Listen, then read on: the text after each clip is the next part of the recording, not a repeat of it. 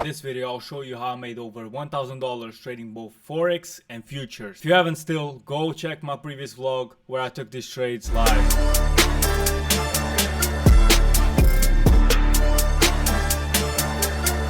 So these were on NASDAQ and on EURUSD. But let's start off with the NASDAQ because it's the one that was taken first. With the strategy, of course, we are going to be trading liquidity, right? You may already know that. But it's not the type of SMC liquidity as you see all over the place. It's the type of liquidity where we combine everything, not just trend lines, not just support and resistance. Every single high and every single low has liquidity, for example. But in this case, we're just going off liquidity cycles. You're having highs getting taken, to take in the lows, to take the highs, to then take these lows maybe, or some lows below. That's how price moves. Oh, it doesn't simply move in one simple direction. Even if it wants to go up, it needs to take something lower. Same way if price is dropping. Okay? And you can combine these with smart money traps. Exactly the same thing. You can see how price flushed from here. I can bet you people had their order blocks around here. They got trapped. Because this was a trap, this would have become a trap. Because this was a trap, I mean, you get the point. And so in here, because it's futures, not like it's Forex where it's basically just a range. In futures, it's more of a trending market and you want to be prioritizing longs because that's where price will most likely head most of the times. So I see that we sweep this up. There was a possible shorting position here as the previous daily high got swept. Okay. Could have been taken, but this was pre-market open, so I didn't take it. I was expecting another sweep to the upside and then take it. So this was the 7th of October. I can show you the proof right here on the 7th of the 10th. Right. I was waiting for one more sweep to the upside. That being but smart money trap. But we don't have to go over all of that right now. Just remember how I said these were traps. You have traps on the larger scale, such as these, and traps on a lower scale, such as this one would have been with one sweep of the liquidity and then a second one following that to just trap SMC traders. But then we came down here, tested this initial order block that took this liquidity, although I would prefer it to sweep the whole thing because that would have been just better. I see that we're respecting it. I see that we took out this inducement, which is also the previous daily low. You can see it was the lowest point that was made during the previous day. And you can notice that we have a small little gap around this area, which was filled to the T. Now, this being futures, telling me that it's going to reverse. And we also on London close. If you haven't still, go watch the London close video I made explaining how you can trade this session.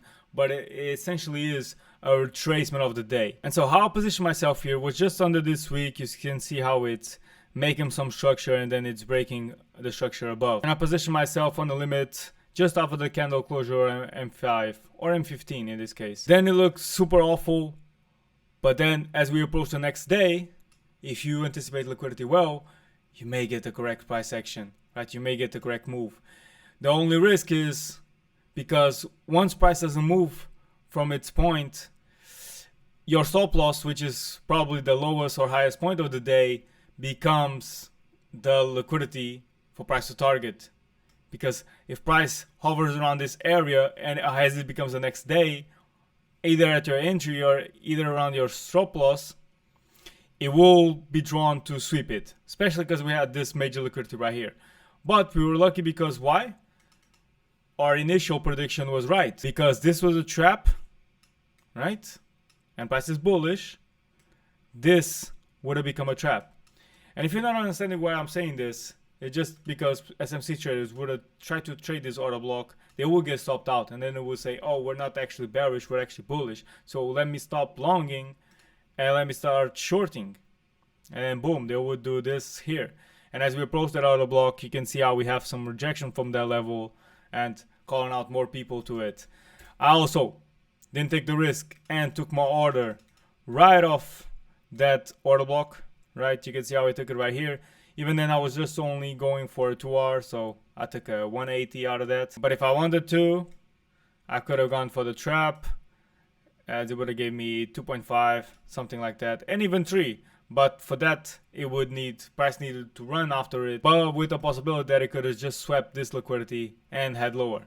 Like I'm saying, we always breaking something higher to then something lower, and vice versa. To show you full proof, you can see the arrows on the trading view as the trade was taken. Just to touch on a bit more on the London close factor, you should really go watch this video because you can see here how London was bullish, New York was bearish, London close. It wasn't bullish, but throughout the next day, it delivered that move. So it's a good confluence to have. Not the best in futures, but definitely the best in Forex, which is what we're going to see now as I've taken this trade right here. This trade was taken mid-New York, but you can see when the real move started was already during London close. As you can see this pink box right here, where price is flushing. And so why did I take this trade? So on my private Discord right here, I'm doing a higher time frame analysis saying how EU is still bearish to some high time frame liquidities and the XY is still bullish from a higher time frame liquidity sweep had done previously. So we might be taking stuff to the downside, but if you don't zoom out enough, you might get trapped here. You see how violent this move was?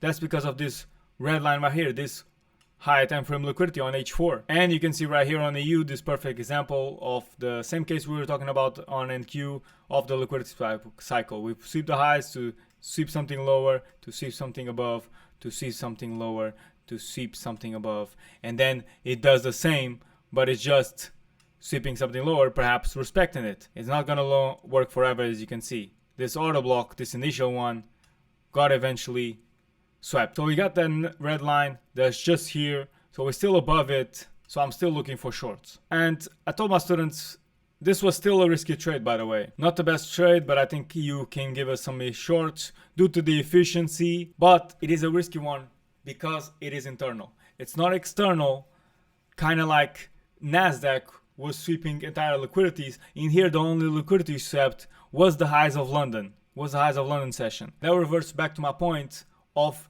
advanced liquidities, right? Understanding multiple liquidities, not just support, not just resistance, not trend line, every single high and low, previous daily highs, previous daily lows, sessions, liquidity, there's everything. And there's not just Asia session sweep liquidity for the Forex traders, there's also London sweeps, right? New York sweeps.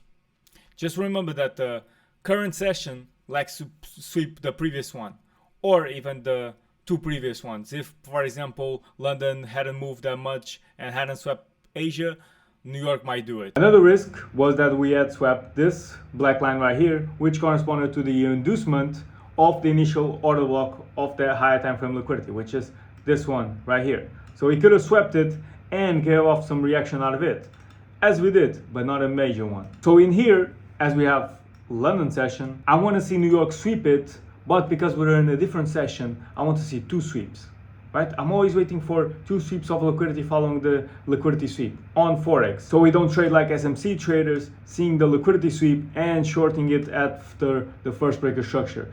We're actually waiting for them to be taken out, for us then to position ourselves on the right move. So we can see here that London got swept, but hold on a minute, because this pink box right here, it's considered the lunch of London session. And so this area, it's the only space during the day between London session and New York session which I don't trade, right? I don't trade Asia, I don't trade super at night, I don't trade early morning, don't trade Frankfurt, but between the start point of London and the end of late London close, that space in the middle, that is this lunch, I don't trade. And it's also called the New York trap timing session. So you can see it by the name, has delivered some traps, as it did here, right? Perfect example. So if we exclude that, we're still looking for a double sweep of liquidity following this though. So we exclude the fact that he has already taken London because we're waiting for more. And yes, it can just reverse from one sweep. It doesn't necessarily need to do a second sweep, but it's just better to wait for it. It's just high quality. You just have a better success rate because you will not fall for a smart money trap. We do the sweep of London, we break below, okay, and it makes a trap. And how do I know that it was perfectly a trap? You see the impulse, right? You see this impulsive candle. So boom, this was a trap. But we're waiting for a double sweep, right? And I don't know if you can see just by the wicks, but I can see how we sweep this, we break below this wick right here, making it a break of structure. Perhaps on a 1 minute, you can see it clearer. So right here, this was the first sweep, right? Excluding all of those things, excluding London, excluding New York trap timing, because you can see the pink box, is still a part of this high. The New York timing session starts right here. As we have the first sweep, we do a breaking structure down below. And boom, we drop everyone that's trying to trade the first sweep. Then we have the second sweep. Now this is the good one. And so here, because I arrived quite late, I could have perhaps positioned myself on this breaker structure on the 1 minute. Could have been risky. On a stop order, of course. But because it was so risky, I decided to wait and see for price to do a conservative breaker structure. Really tell me that it wants to go down. Meaning breaking the low that made this high. And as soon as it did that, of course, I was not gonna... I mean, I could position myself like this on a stop order, but it would have been a 13 pip stop, and I would probably have gotten a stop loss or at break even or so, because price just came back to it the other day. Okay?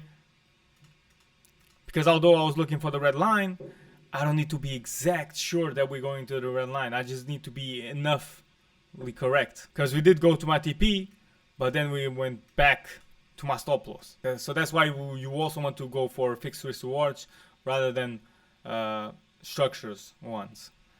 Although in here, I pushed it a little bit for the structure, go 3.5 until this structure. But either way, I was just saying how I position myself right here on the inducement of this level.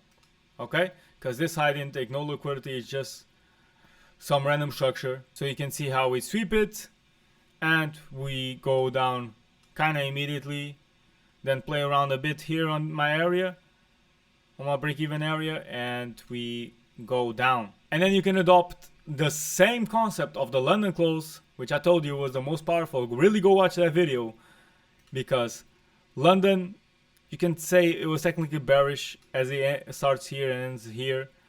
New York was definitely bearish.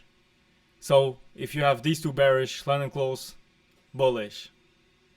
This is just recent price action, and you can go check my video, plenty proof of that. Best trading session so far for me. And besides us sweeping London, another reason why I wanted to short this was because we was making efficiency with another structure. So the efficiency is just coming back to certain structures. If you have price moving lower, then you want to see price coming back to the lowest point of the other structure, making it a high on the current one. Okay, like this. If price is bullish, then you want to see price coming back to the highest point. You can see how we didn't take it, but it was right on area, so I took it anyways. Got myself a win here, and because this was a trap, this would have become a trap, and of course this became a trap. Because it's not because we right now sweep a high right here that we're bullish. Nah, that's just SMC bullshit. We sweep the highs because we take more liquidity. And then we go down. And we go down impulsively to search for that liquidity. That major one right below us. So one of my students didn't take this trade because he was waiting for the efficiency to be touched. Which is valid. Because sometimes, even if we do everything, if we don't touch the efficiency, sometimes it's kind of risky. But in this case, you can see how I got myself a win. We go down. But then the next day, he comes back to it, touches the efficiency, and then he goes completely down. Then he does the right move. So you can see how it's also powerful. But this efficiency is more to determine direction of price action. The smart trap is to be a fucking master at the charts, to fucking predict levels, get the nice entries, predict the lowest and highest point of price action of the day. And of course, liquidity runs the markets. You gotta know where the liquidity is at, where the major ones, where the minor ones, and once you get some sweeps in the market, that will be your zones of trading. So if learning my strategy to be able to trade both Forex and futures interests you, check the link in the description, book a call directly, or message me on Instagram to become my student and finally change your life, as we promise to get you funded until the end of this year or 3 months, depending on when this video comes out. We currently have a 100% pass rate for every single person that has taken this seriously and finished off the 3 months of mentorship. Alright, I hope you guys enjoyed. Please leave a like, subscribe, and I'll see you on the next one.